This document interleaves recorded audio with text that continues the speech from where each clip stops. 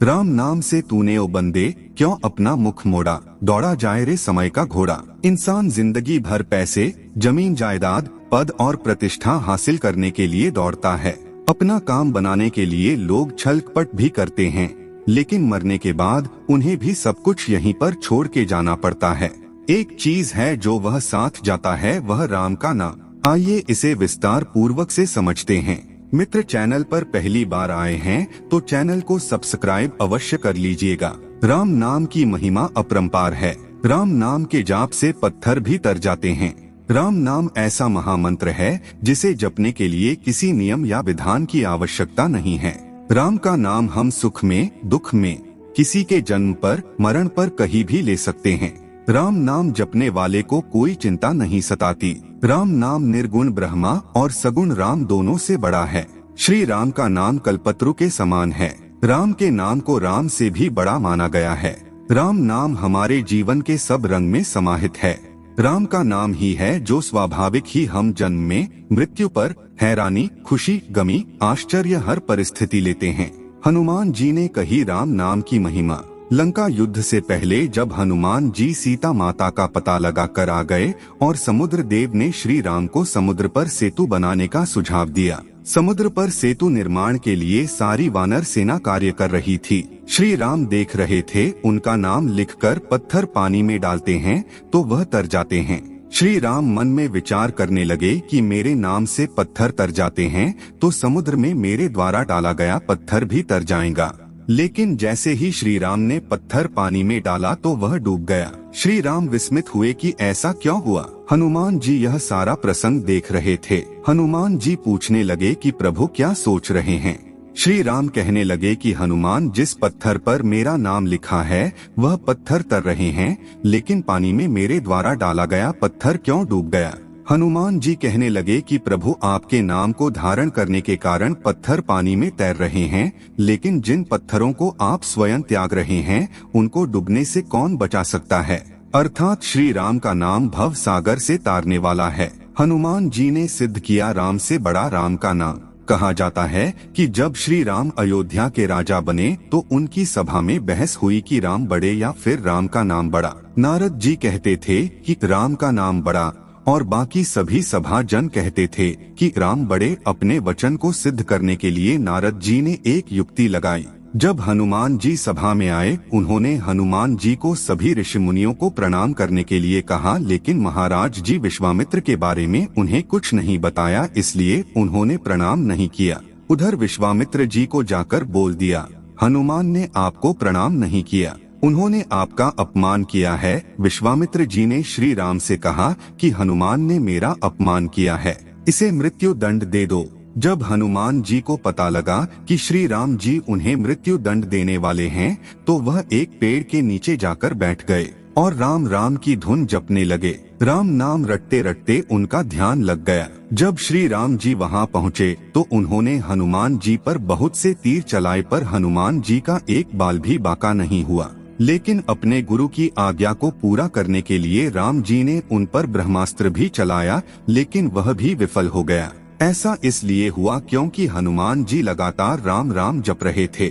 ऋषि वशिष्ठ ने फिर ऋषि विश्वामित्र से कहा कि आप राम को इस धर्म संकट से निकाल दो, हनुमान राम राम रट रहे हैं, इसलिए हनुमान का एक बाल भी बांका नहीं हो रहा।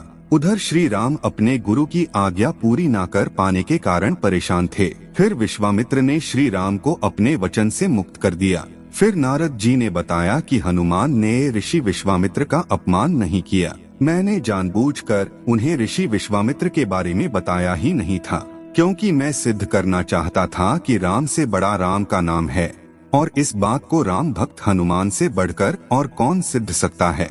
जो राम नाम जपते हैं उनका कोई बुरा नहीं कर सकता। उस दिन सिद्ध हो गया राम से बड़ा राम का नाम है। एक बार एक गांव में एक साधु रहता था। सारा दिन राम राम जपता रहता है और ढोलकी बजाकर कीर्तन करता रहता। उसकी कुटिया के पास जिस व्यक्ति का घर था वह उससे बहुत परेशान था। एक दिन वह व्यक्ति गुस्से में उस साधु की कुटिया में चला गया और कहने लगा कि तुम क्या दिन रात राम राम रटते रहते हो, तुम्हें तो कोई काम धंधा नहीं है, हमें तो कमाने जाना पड़ता है। तुम्हारी ढोलकी की आवाज से मैं सो नहीं पाता। साधु कहने लगा, तुम भी मेरे साथ राम राम जप के देखो, तब तुम्हें पता चलेगा कितना आनंद आता है। वह व्यक्ति ने थोड़ा खींचकर कहा, अगर मैं तुम्हारे साथ राम राम जपता हूँ तो क्या तुम्हारा राम मुझे खाने के लिए रोटी देगा? साधु कहने लगा कि मुझे तो राम नाम की लगन लगी है, मुझे तो राम जी की कृपा से हर रोज भोजन मिल ही जाता है।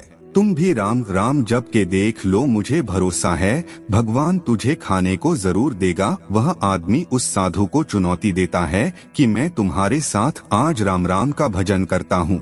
अगर तुम्हारे राम ने आज मुझे रोटी खिला दी, सारी उम्र राम की भक्ति में लगा दूंगा। अगर नहीं खिलाई तो तुम ढोलकी बजाना बंद कर दोगे। साधु कहता है कि मैंने तो निष्काम भाव से प्रभु राम की भक्ति की है, लेकिन फिर भी मुझे तुम्हारी चुनौती मंजूर है। वह व्यक्ति साधु के साथ बैठकर राम राम का जाप करता है और मन में निश्चय करता है कि चाहे कुछ हो जाए मैं आज भोजन नहीं करूंगा, देखता हूँ इसका राम मुझे कैसे भोजन कराता है। राम राम का भजन करने के बाद वह सोचता है कि अगर अब मैं घर जाता हूँ तो मेरी माँ और बीवी मुझे खाने को कहेंगे और मुझे रोटी खानी पड़ सकती है, लेकिन मुझे साधु को चुनौती में हराना है, इसलिए वह घर जाने की बजाय गांव के पास के जंगल में चला जाता है। जंगल में एक पेड़ पर चढ़कर बैठ जाता है। वह सोचता है कि मैं सारा दिन इस पेड़ से उतरूंगा ही नहीं, अन्न का दाना भी नहीं खाऊंगा, इस तरह मैं साधु को हरा दूंगा और उसका ढोलकी बजाना बंद हो जाएगा। कुछ देर बाद उस जंगल से एक बंजारों की टोली गुजरती है। उन्हें भूख लगी होती है तो बंजारों का सरदार कहता है कि आग जलाकर यहीं पर खाना बना लो, अब खाना खाकर ही आगे बढ़ेंगे। खाना बनकर तैयार हो जाता है।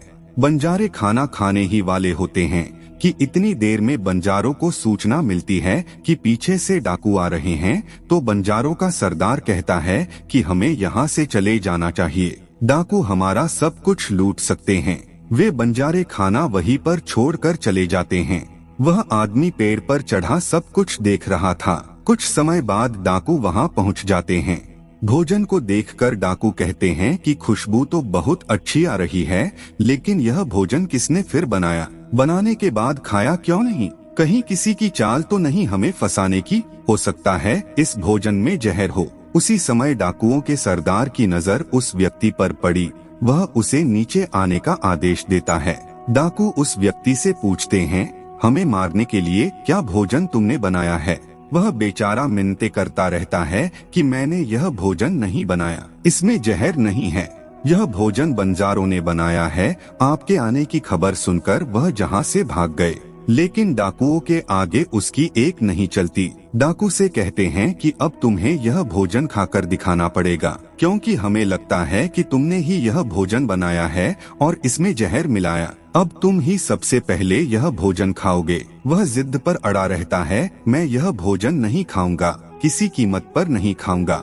डाकुओं का शक और गहरा हो जाता है। वे बंदूक की नोक उसके सिर पर रखकर कहते हैं, तुझे यह भोजन खाना पड़ेगा, नहीं तो गोली खानी पड़ेगी। वह व्यक्ति भोजन कर रहा है और साधु को याद करते करते आंसू उसकी आंखों से बह रहे थे। उसने कहा था कि मेरा निश्चय है कि राम नाम जप लेगा तो राम तुझे भोजन भी देंगे। उसके भोजन करने के बाद डाकुओं ने से छोड़ दिया। अब उसे विश्वास हो गया कि बंजारों को और डाकुओं को राम जी ने ही भेजा है। वह सीधा साधु की कुटिया में चला गया और जाकर उनके चरणों में प्रणाम किया और उन्हें सारा वृत्तांत सुनाया।